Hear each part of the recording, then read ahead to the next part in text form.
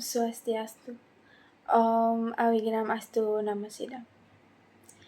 Para hadirin umat sedharma yang saya hormati, marilah kita panjatkan puja dan puji syukur kehadapan Ida Sang Hyang Widiwase, karena atas asung kerta waranugrahanya kita masih diberikan kesempatan untuk mendengarkan pesan-pesan Dharma dalam suasana yang penuh Dharma ini. Perkenalkan, saya Nimade Putri Rahayu. Hari ini saya ingin mengajak kita semua merenungkan ajaran luhur yang bersumber dari Kitab Slokantara, khususnya Sloka 69 hingga Sloka 72, yang memuat nilai-nilai ajaran agama Hindu yang sangat relevan di zaman Kaliuga ini. Meski disusun ratusan tahun silam, ajaran ini tetap segar dan menuntun kita untuk tidak terjerumus dalam derasnya arus keduniawian yang dapat menyesatkan diri kita. Baik, tanpa berlama-lama lagi, pertama-tama saya akan menjelaskan tentang Kitab Slokantara, Sloka 69, yaitu tentang 5 kebohongan. Yakni di sana dikatakan bahwa kata-kata yang diucapkan pada waktu bermain-main, kata-kata yang diucapkan untuk menyelamatkan jiwa dan menyelamatkan harta, kata-kata yang diucapkan terhadap perempuan waktu dalam percumbuan, kata-kata yang diucapkan dalam hal-hal di atas, jika ternyata bohong, dapatlah dianggap sebagai dosa yang tidak besar. Kemudian, ada 5 macam kebohongan yang dapat dianggap bukan dosa, yaitu lelucon, ucapan yang menyebabkan orang tertawa, ucapan untuk menyelamatkan jiwa, ucapan untuk menyelamatkan harta kekayaan, menyelamatkan anak dan istri, dan juga pada waktu bersenggama atau bercumbu rayu. Kalau ucapan itu bohong, kebohongan itu diperbolehkan. Jadi, umat sedharma, makna dalam sloka ini bahwa ada beberapa kondisi di mana jika seseorang berkata tidak jujur atau tidak berkata jujur, itu tidak semerta-merta langsung dianggap sebagai sebuah dosa yang besar.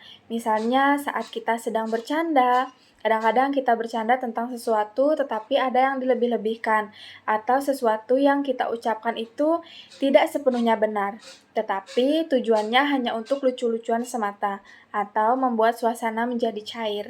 Maka dari itu, jika selama perkataan atau lelucon itu tidak menyakiti hati orang lain, maka perbuatan itu atau kata-kata tersebut tidak akan dianggap sebagai dosa yang berat. Kemudian bisa kita ambil contoh lainnya, misalnya saat kita sedang dalam keadaan bahaya atau nyawa terancam. Nah, jika dalam situasi seperti itu, seseorang berbohong demi menyelamatkan dirinya atau menyelamatkan orang lain, nah hal itu juga dapat dimaafkan, termasuk juga jika ada seseorang yang berbohong untuk menjaga harta benda dari pencurian atau kerugian yang sangat besar. Kemudian, contoh satu lagi misalnya, saat sedang bermesraan dengan pasangan, kadang-kadang seseorang suka berbicara yang manis-manis dan agak dilebih-lebihkan. Nah, hal itu juga tidak akan masuk dalam kategori dosa yang besar karena kata-kata itu hanyalah lelucon semata, penenang hati, pencairan suasana, dan penyelamatan diri dari mara bahaya.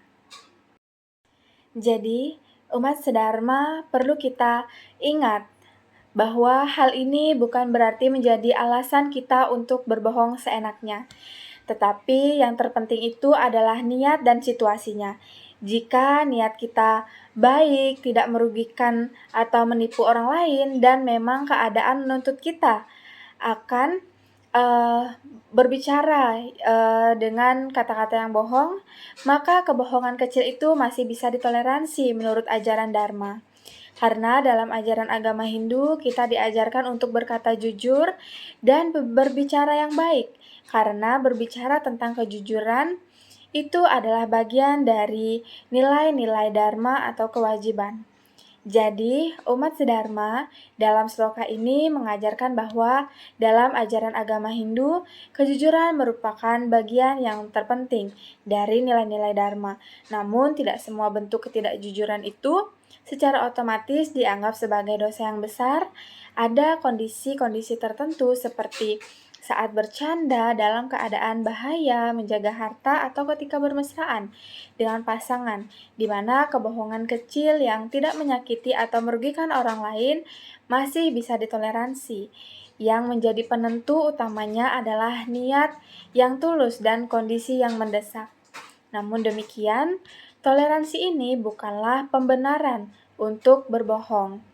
Kemudian, karena umat Hindu tetap diajarkan untuk menjunjung tinggi kejujuran dan berbicara dengan baik, sesuai dengan ajaran-ajaran Dharma yang telah dituliskan atau diajarkan dalam kitab-kitab suci agama Hindu.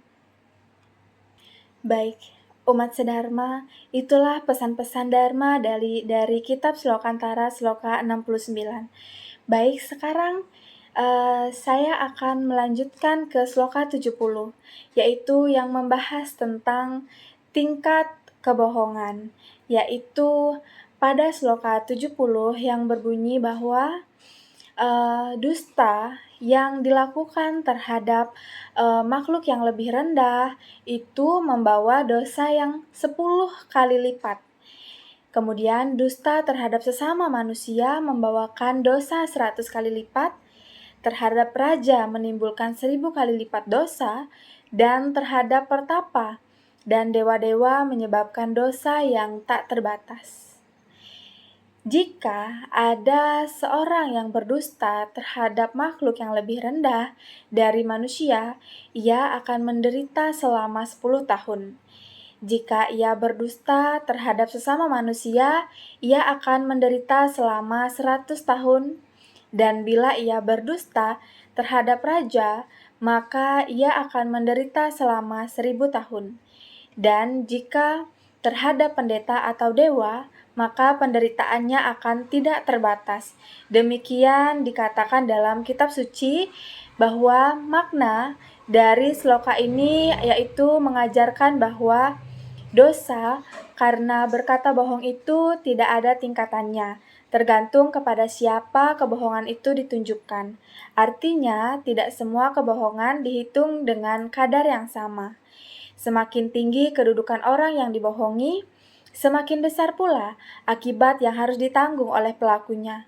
Jika seseorang berdusta kepada makhluk yang lebih rendah daripada manusia, seperti hewan atau makhluk kecil lainnya, ia tetap mendapat dosa, tetapi dosanya dianggap ringan dan penderitanya setara dengan 10 tahun. Kemudian, jika seseorang berdusta kepada sesama manusia, dosanya jauh lebih besar. Bahkan dikatakan bisa menyebabkan penderitaan selama 100 tahun. Ini menunjukkan bahwa hubungan sesama manusia harus dijaga dengan jujur dan saling percaya. Selanjutnya, jika berbohong kepada raja atau pemimpin yang bertanggung jawab atas kehidupan orang banyak, bisa menyebabkan penderitaan yang lebih berat lagi, yaitu sampai 1000 tahun. Karena pemimpin itu bukan hanya dihormati secara sosial saja, tetapi juga memegang peran penting dalam menjaga ketertiban dan keadilan. Maka berdusta kepada mereka dianggap melanggar nilai-nilai dharma dalam kehidupan bermasyarakat.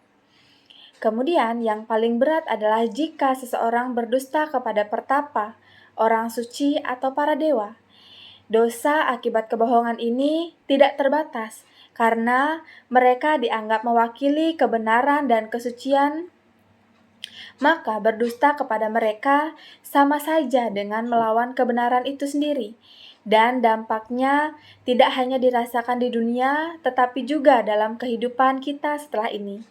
Jadi, intinya sloka ini mengatakan atau mengingatkan kita untuk selalu menjaga ucapan, jangan mudah untuk berbohong, apalagi kepada orang-orang yang mempunyai kedudukan penting atau yang dihormati dalam agama. Kejujuran merupakan bagian penting dari ajaran Dharma, dan setiap kata-kata yang keluar dari mulut kita punya tanggung jawab yang besar. Dari ajaran sloka ini, kita dapat belajar bahwa kejujuran bukan hanya soal benar atau salah, tetapi juga menunjukkan seberapa dalam kita menghormati sesama, pemimpin, orang suci, dan bahkan makhluk yang lebih rendah dari kita sekalipun. Umat sedharma yang berbahagia, setiap ucapan punya konsekuensi dan kebohongan sekecil apapun bisa menimbulkan dosa, apalagi jika ditunjukkan kepada mereka yang seharusnya kita hormati. Oleh karena itu, mari kita jaga ucapan kita sehari-hari. Hindari kebohongan, walaupun kebohongan itu kecil. Jika memang harus berbicara, pilihlah kata-kata yang baik, jujur, dan membawa manfaat. Umat sedharma, ingatlah selalu bahwa kejujuran adalah cermin dari hati yang bersih dan menjadi salah satu jalan untuk menuju kehidupan yang damai, penuh berkah, dan sesuai dengan ajaran-ajaran Dharma. Itulah pesan-pesan Dharma dari kitab Slokantara, Sloka 70.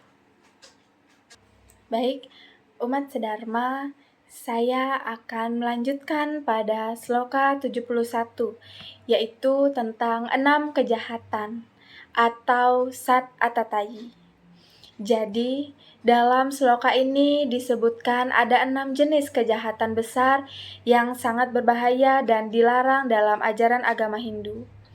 Pelaku kejahatan ini disebut dengan atatayi, yaitu orang-orang yang tidak hanya menyakiti secara fisik saja, tapi juga menyakiti secara moral dan spiritual. Ajaran ini menekankan bahwa perbuatan jahat tertentu tidak bisa dianggap sebagai kejahatan yang biasa saja, karena dampaknya sangat besar, baik bagi korban maupun bagi pelakunya sendiri. Yang pertama adalah orang yang suka membakar rumah atau tempat suci. Mereka disebut sebagai agenida, yaitu orang yang menghancurkan kedamaian dan keamanan dengan cara membakar tempat tinggal orang lain, bahkan tempat-tempat suci. Perbuatan ini bukan hanya menyakiti secara fisik saja, tapi juga secara spiritual karena menyentuh hal-hal yang sakral. Kedua adalah orang yang suka meracuni orang lain disebut dengan wisada. Orang yang seperti ini menggunakan cara diam-diam untuk mencelakai orang lain dan perbuatannya sangat licik karena korbannya bisa saja tidak menyadari bahwa ada bahaya yang akan datang kepada dirinya. Kemudian yang ketiga adalah pembunuh atau sastragaha. Nah, ini adalah orang yang menghilangkan nyawa sesama dengan sengaja. Dalam ajaran Hindu, nyawa adalah anugerah yang suci dari Tuhan dan merampasnya dianggap sebagai dosa yang besar. Kemudian yang keempat disebut dengan daratika karma, yaitu orang yang melakukan pemerkosaan atau menyakiti perempuan secara seksual dan brutal. Ini bukan hanya kejahatan terhadap tubuh, tetapi juga penghancuran martabat dan kemanusiaan seseorang. Kemudian yang kelima adalah Raja Pisuna, yaitu orang yang suka mengadu domba, berkhianat kepada raja atau pemimpin, dan menyebarkan fitnah karena iri hati. Mereka biasanya mempunyai niat yang buruk, suka memutarbalikkan fakta, dan merusak hubungan orang lain demi keuntungan sendiri. Kemudian keenam disebut Atarwa, yaitu orang yang menggunakan sihir, ilmu hitam, atau guna-guna untuk mencelakai orang lain, misalnya dengan menanam benda tertentu supaya orang yang menginjaknya menjadi sakit atau gila. Kemudian mereka itu menyakiti secara halus tetapi sangat berbahaya, bahkan terhadap orang-orang yang tidak bersalah. Jadi makna dalam kitab suci ini bahwa mengajarkan kita keenam jenis perbuatan ini adalah perbuatan yang sangat kejam. Orang-orang yang melakukannya tidak hanya akan menerima penderitaan di dunia, tetapi juga akan disiksa di alam kematian. Hidupnya tidak akan tenang, bahkan akan dihukum oleh orang-orang di sekelilingnya sendiri. Dan setelah ia mati, ia akan dibakar hidup-hidup di neraka, lalu tubuhnya akan dihancurkan hingga menjadi seperti serpihan debu. Jadi, Umat sedharma yang berbahagia, dalam sloka ini mengingatkan kita bahwa ada batas-batas yang tidak boleh dilanggar dalam hidup. Sebagai manusia, 6 perbuatan ini bukan hanya melanggar hukum, tetapi juga mencoreng nilai-nilai kemanusiaan dan nilai-nilai dharma.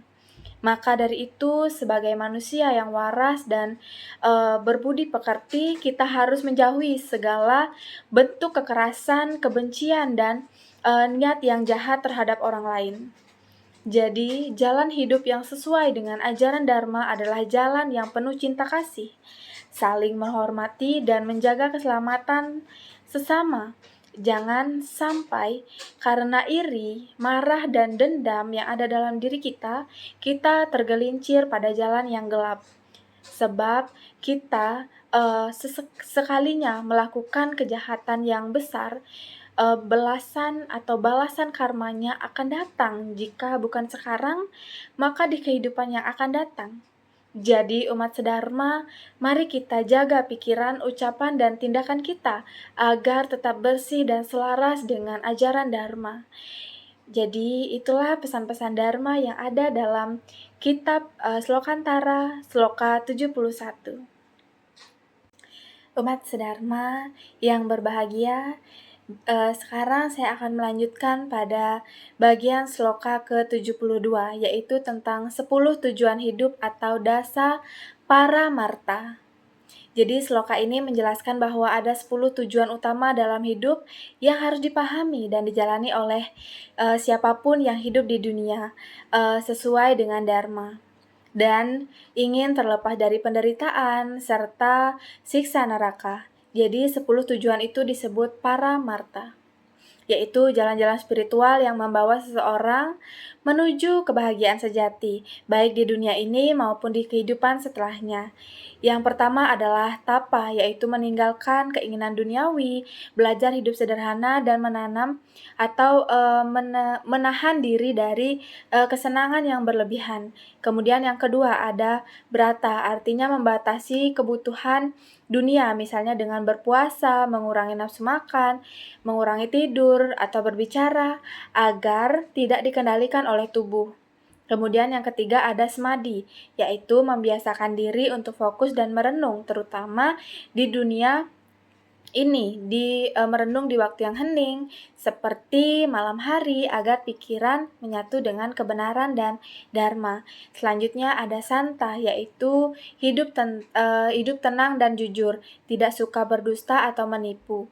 Sana mata berarti menjadikan perbuatan baik sebagai satu-satunya tujuan hidup.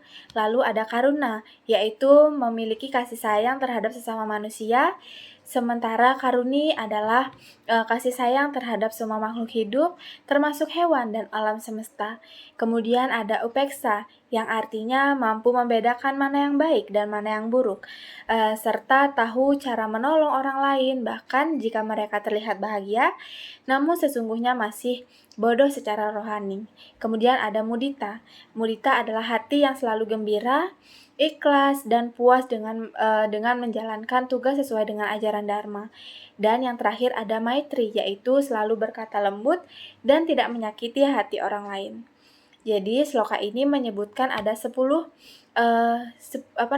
juga disebutkan bahwa ada 10 sifat buruk yang harus kita hindari, yang disebut sebagai sifat tidak suci. Ini termasuk yang pertama ada kemalasan atau tandri, suka menunda dan bingung, keleda, kemudian penuh nafsu dan senang berbuat jahat, yaitu leja, kemudian suka menyakiti dan menipu, yaitu kutila, dan pemarah dan keras kepala, yaitu kuhaka, kemudian kasar dan sombong, yaitu metraya, munafik dan suka menyakiti, megata, mata keranjang dan penuh nafsu, ragastri, suka menipu dan berfoya-foya, ada baksa buana, serta serakah dan suka mencuri, bahkan dari orang suci adalah kimburu. Semua ini adalah sifat yang membawa manusia ke jalan kehancuran dan penderitaan. Untuk menyeimbangkan itu, dikenal pula dengan 9 sifat utama yang membawa kebahagiaan atau Nawa Sange. Nah, ini mencakup ada Andrayuga, yaitu bijaksana dan paham dharma, kemudian guna biksma, kemudian jujur dan tahan uji, kemudian Sadur Nigraha, yaitu menghargai perempuan dan sesama, kemudian Wida Graha Pramasana, tenang dan tidak mudah marah, kemudian Wurota Sana Derana, berarti adil. Kemudian ada masih banyak lagi, kemudian ada Suraya Laksana, berani dan tangkas, serta Surapata Yayana, setia, waspada, dan tidak gentar menghadapi tantangan. Jadi kesembilan itu adalah sifat yang seharusnya ditumbuhkan satu persatu karena sangat mulia dan membawa seseorang pada kehidupan yang benar dan damai. Jadi pada sloka ini memberikan panduan hidup yang sangat lengkap, yaitu dari apa yang seharusnya dilakukan, apa yang seharusnya kita hindari, apa nilai-nilai luhur yang harus ditanamkan dalam diri, yaitu ada 10 para Marta mengajarkan kita bagaimana membersihkan diri secara batiniah dan menumbuhkan kebaikan dari dalam. Sementara 10 dosa besar dan 9 kebajikan utama memberikan batas yang jelas, yang dimana jalan yang membawa kepada neraka dan mana jalan yang mengantar kita pada kebahagiaan sejati. Kemudian sebagai manusia kita diberikan kehendak bebas untuk memilih, maka pilihlah hidup yang bermakna, jalani dharma dengan tulus, tinggalkan sifat-sifat yang merugikan dan tumbuhkan kebaikan dalam pikiran, ucapan, serta perbuatan. Dengan begitu, hidup tidak hanya menjadi lebih damai di dunia, tetapi juga membuka jalan menuju moksa atau kebebasan tertinggi. Baik, itulah pesan-pesan Dharma yang saya sampaikan. Sebagai penutup, bahwa ajaran Sloka 69 hingga Sloka 72 dalam kitab Slokantara menekankan bahwa pentingnya menjaga kejujuran, menjauhi kebohongan yang merugikan diri kita, dan menghindari 6 kejahatan besar yang dapat mencelakai diri kita sendiri maupun orang lain. Ajaran ini juga mengarahkan kita pada 10 tujuan hidup, yaitu dasa paramarta yang menjadi pedoman menuju kehidupan yang damai dan bermakna. Oleh karena itu, mari kita semua sebagai umat beragama Hindu agar senantiasa menjadikan kejujuran sebagai dasar dalam kehidupan sehari-hari, menumbuhkan kasih sayang terhadap sesama dan menjauhkan diri dari segala bentuk kekerasan, kebencian, dan iri hati. Lihatlah diri dengan tapa, brata, dan semadi untuk mencapai pengendalian diri yang lebih baik, serta kembangkan sikap santun, sabar, dan penuh dengan welas asih dalam bergaul dengan siapapun. Marilah kita jalani hidup dengan kesadaran akan tanggung jawab moral dan spiritual, sehingga setiap tindakan, ucapan, dan pikiran kita senantiasa berpijak pada nilai-nilai Dharma. Umat sedharma yang berbahagia, ingatlah bahwa hidup ini adalah kesempatan berharga untuk belajar memperbaiki diri dan menebar tentang kebaikan. Jangan sia-siakan waktu dengan hal-hal yang menjerumuskan kita pada kegelapan batin. Jadikanlah ajaran kitab Slokantara sebagai lentera kehidupan yang menerangi kita menuju moksa, yaitu kebebasan yang sejati. Semoga kita semua senantiasa diberikan kekuatan dan kebijaksanaan oleh Ide Sang Yang Widiwasa untuk menampaki jalan Dharma dengan teguh dan penuh dengan keyakinan. Saya tutup Dharma Wacana ini dengan Paramasanti. Om Santi Santi Santi Om.